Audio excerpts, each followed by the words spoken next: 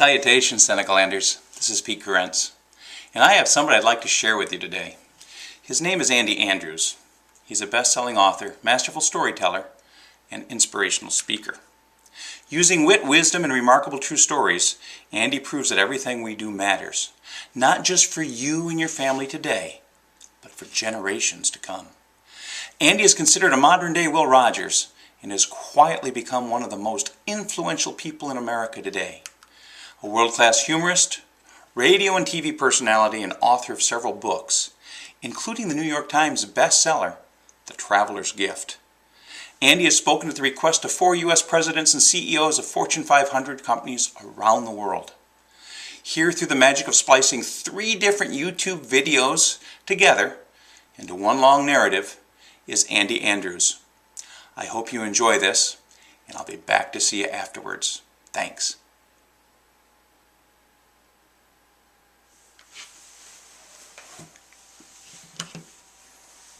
It's like we have forgotten that. It's like we've forgotten that old Indian proverb: "Men who stand on mountain with mouth open wait long time for roast turkey to fly in." You know, you gotta do something. And the beautiful thing about actually doing something is that every time you do something, it changes things. Every single time you do something, it matters. Every time you take action, or don't, it matters. And I can prove it. Did you know that there was one guy who made one move 140 years ago? There was one guy who made one move who has our nation operating like it operates within this world. He was a 34-year-old teacher. He was a professor of rhetoric. He was a professor of literature. And on July 3rd, 1863, he was placed 3/4 of the way up a hill and told, "Whatever you do, you can't leave here." On that particular morning, he wasn't working as a teacher. He was a colonel in the Union Army.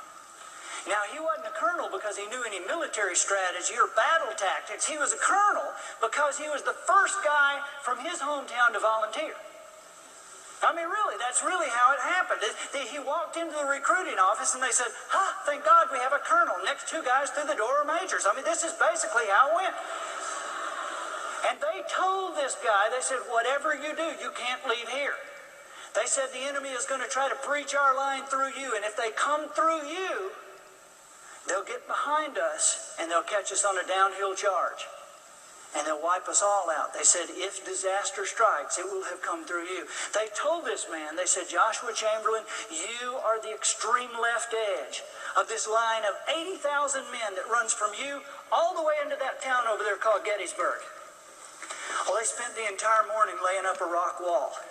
It's amazing. I've been there. It's like 110 yards long with pie plate sized rocks stacked one on top of each other like thigh high over a gentle rise with a big stone right in the middle. And at 2:30 in the afternoon, they took the first charge from the 15th and 47th Alabama. And Chamberlain and his men of the 20th Maine pushed them back. The 15th and 47th Alabama charged again. And again, and on the 4th charge, Chamberlain took a bullet dead center in the belt buckle. He fell over, rolled around, realized he wasn't hurt, got back up, kept fighting, and they pushed him back down the hill again. They'd started in Bangor, Maine 6 months earlier with 1,000 men. They'd started that morning with 300. Now they're down to 80 and out of ammunition. Chamberlain's brother, Tom, came over and said, "We're leaving, right?" And Chamberlain said, "No, Tom, we're not going anywhere." Sergeant Tozier, the old battle sergeant, came over and said, "Sir, shall I sound the retreat?" He said, "No, Sergeant, we will not retreat." He said, "Sir, we're out of ammunition." Chamberlain said, "Have the men gather ammunition from the dead and the wounded." And the sergeant said, "We did that last time. We're out." The 12-year-old lookout said, "They're reforming. They're being reinforced." And up the hill they came with that weird rebel yell. And they They advanced behind trees and they fired and came behind the tree, reloaded and fired and just advancing up again the hill. And Chamberlain's brother said to him, he said, for God's sake, do something, say something, make a move, make a decision. And Chamberlain said, fix bayonets. They looked at him like he was crazy. And he yelled it. He said, fix bayonets. And up and down the line, you could hear the steel on the steel as these men put their knives on their empty weapons.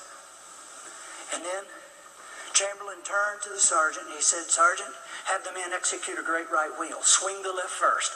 Do it now. Lieutenant Melcher, the flag bearer, had just walked up and he whispered to the sergeant, he said, what's a great right wheel?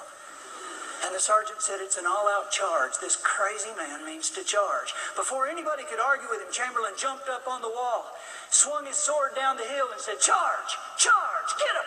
And they poured over the wall into history most of the people in our country hadn't even heard. Because 80 men without ammunition, 80 men captured over 400 of the enemy. Chamberlain laid his sword on the collarbone of an Alabama captain and said, you, sir, are my prisoner. And the man turned around a fully loaded Navy Colt revolver and said, yes, sir, I am. Chamberlain passed one of the privates a few minutes later who was guarding 100 men by himself, 100 of the enemy. And the private said, sir, I have no ammunition in my weapon. And Chamberlain said, well, don't tell them. It's an amazing story, isn't it? Isn't it amazing and absolutely accurate? Just like I told you, that really happened just that way. But here's the amazing part. Historians say that had Chamberlain not charged that day and the South had won at Gettysburg, the South would have won the war. See, I always thought that if the South had won, we'd be the North and South. But historians say that had the South won, we would have a continent that looked more like Europe. And historians say, had Chamberlain not charged, we would be a continent of 9 to 13 countries, which means that when Hitler swept across Europe in the 1940s, there would not have existed a United States of America to stand in the breach. When Hirohito systematically invaded the islands of the South Pacific, there wouldn't have existed a united anything, much less a country big enough, powerful enough, strong enough, populous enough, and wealthy enough to fight and win 2 wars at the same time. The United States of America. It's an amazing thing that happened.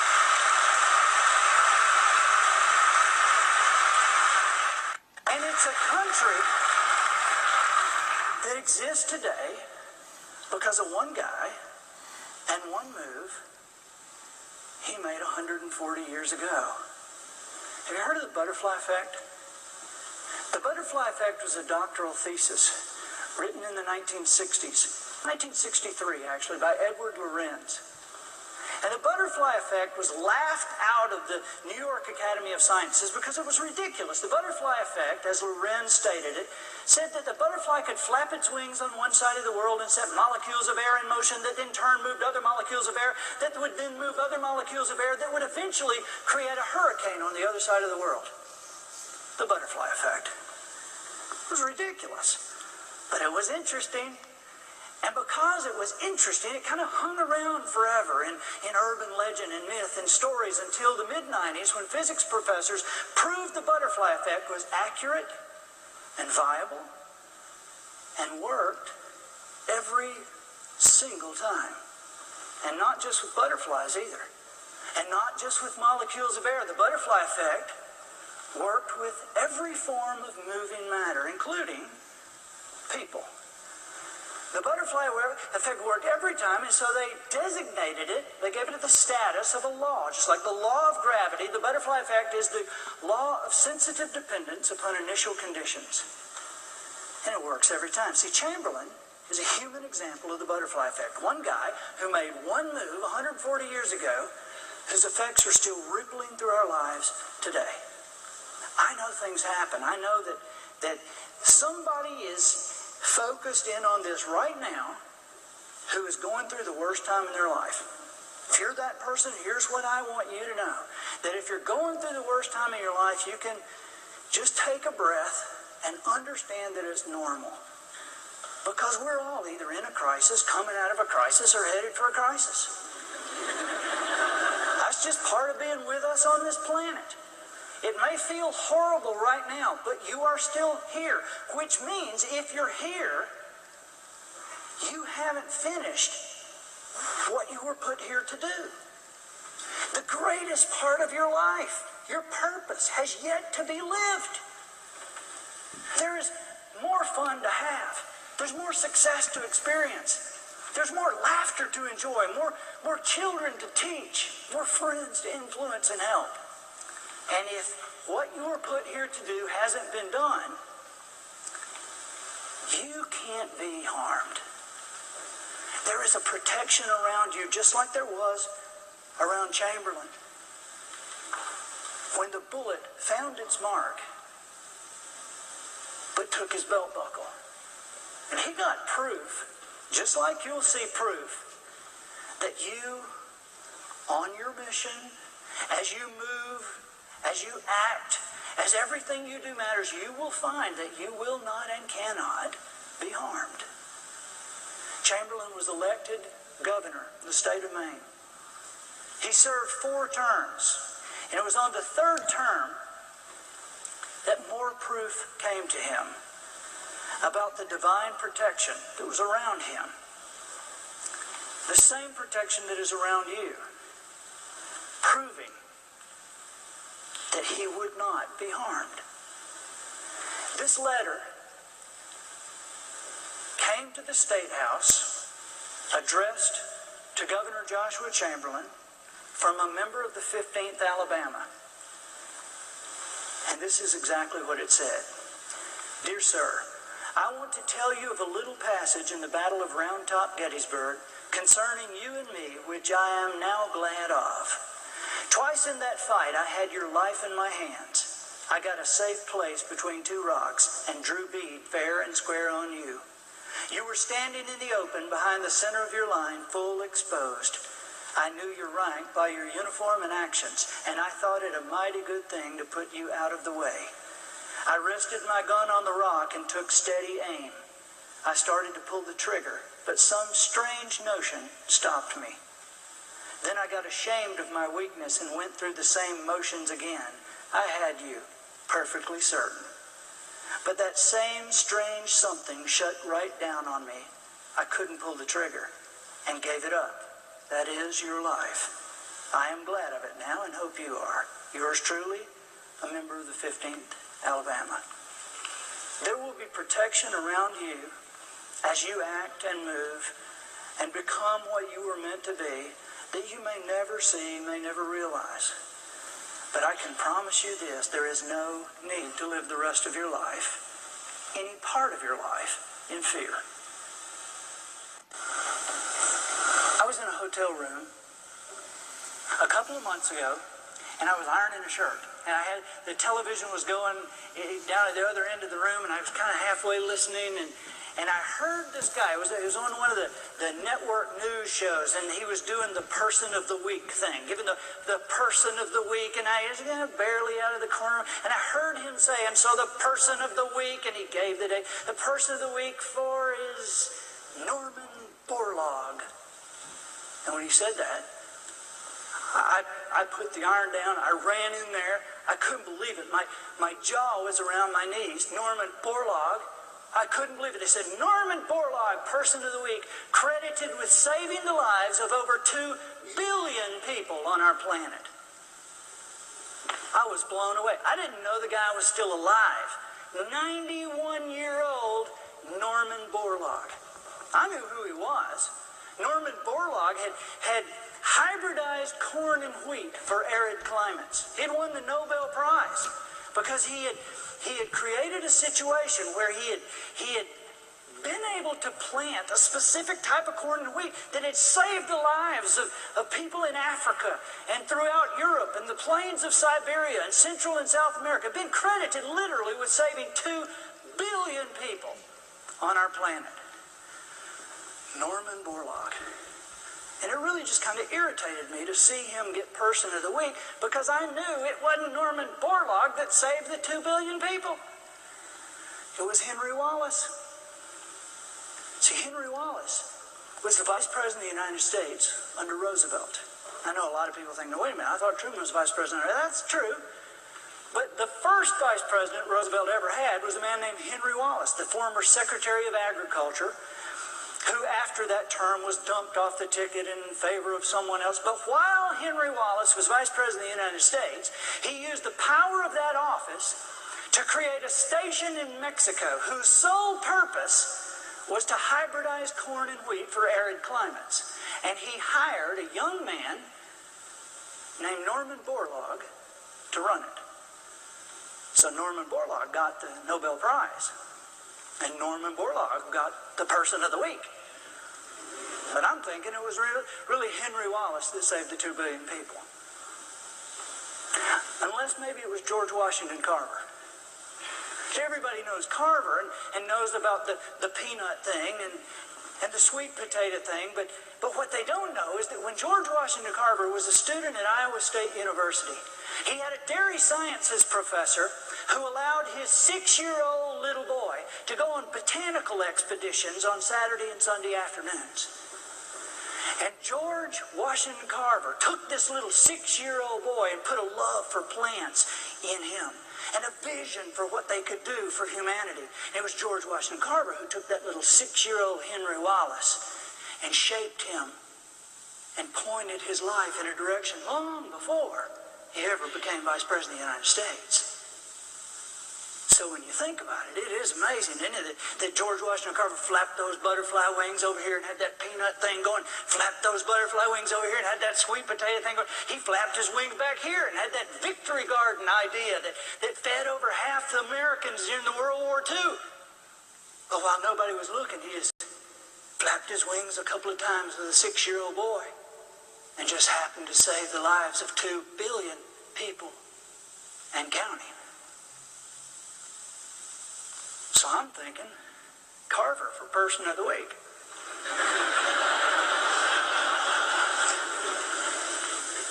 Unless maybe it was the farmer from Diamond, Missouri, a man named Moses who had a wife named Susan. They lived in a slave state, but they didn't believe in slavery. Well, this was a problem for these psychopaths like Quantrill's raiders who would ride through and kill people and burn things. And one night on Moses and Susan's farm, in early January, Quantrill's raiders rode through and they burned the barn and they shot some people and they grabbed some people, and one of the people that they took was a woman named Mary Washington who refused to let go of her infant baby, George. Now, Mary Washington was Susan's best friend, and Susan was distraught. And because his wife was so upset, Moses sent word out through neighbors and sent a query here and a question here, and after 10 days had actually created a meeting, had set a meeting with an offshoot group of Quantrill's raiders. And he took a horse and he went 4 hours north to a crossroads in Kansas. And on a cold January night, in the middle of the night, he met 4 of Quantrill's raiders who showed up with the burlap sacks tied over their heads with the holes cut out for their eyes. And Moses traded his only horse for what they threw him in a bag. And as he caught it and they thundered off on their horses, he got down on his knees and Moses took that bag apart and pulled out a little infant baby, cold, almost dead, and he put that baby inside his coat, next to his skin, and wrapped that baby around with his body, and he walked that baby out, talking to that child, promising that baby he would raise him as his own, and that he would educate him,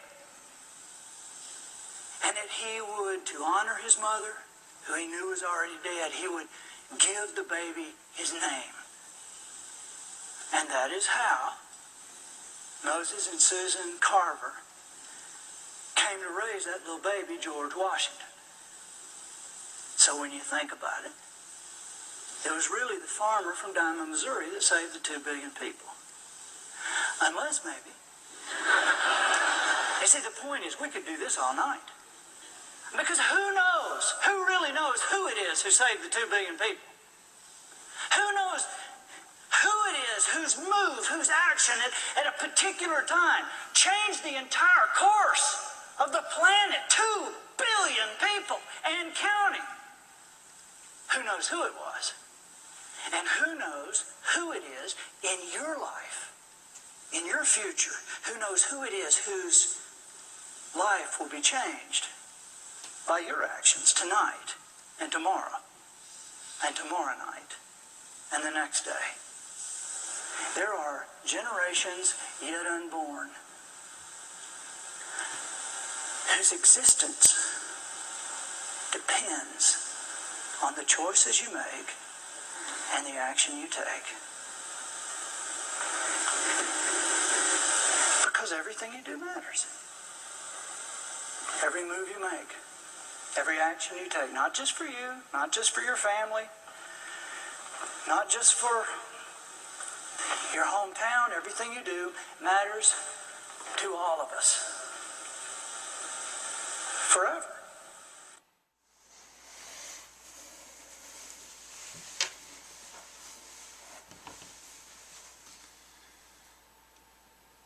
The Butterfly Effect, or for me and you, the Barbershop Effect. The lives we change because of the music we make. We help in our communities, food pantries, Salvation Army, American Legion, and so many other places. But think of the positive impact we make in the lives of the men and their families who've joined our hobby. I'd like to tell you about somebody, a little story. Man's name is Grove Murray. Now, Grove was a lifelong barbershopper, a World War II veteran, and a district quartet champion bass in the 1969 Empire Statesman Quartet.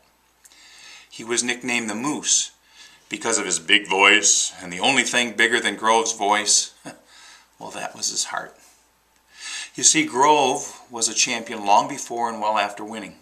He was the epitome of a great barbershopper who nearly 30 years ago flapped his butterfly wings, or was it rang that barbershop chord with a 19-year-old kid. You see, Grove was a friend with his kid's family, and he knew he liked to sing. Grove arranged to pick him up one Wednesday evening for a night of singing fun. The young man was hooked, and just 2 weeks later submitted his application to join. And on the evening of submitting his application, upon driving the young man home, this big man, the man called Moose, broke down and cried, tears streaming down his face, telling the young man what a wonderful world of singing and fun laid ahead. Oh, all the quartetting and lifetime friendships to be had, and how just seeing him join, to have given this joyful thing called barbershop to another, meant as much to Grove as winning the Barbershop Quartet Championship. You see, I know that story because the young man was me. And I'm only here today because of Grove Murray flapping his barbershop butterfly wings. Thanks, Grove. I didn't get your emotional outburst that night long ago, but I get it today. Thank you so much for sharing your gift with me. So how about you? Do you feel the power of the butterfly effect? Are you ready to flap your wings or ring your chords and positively change the life of someone else?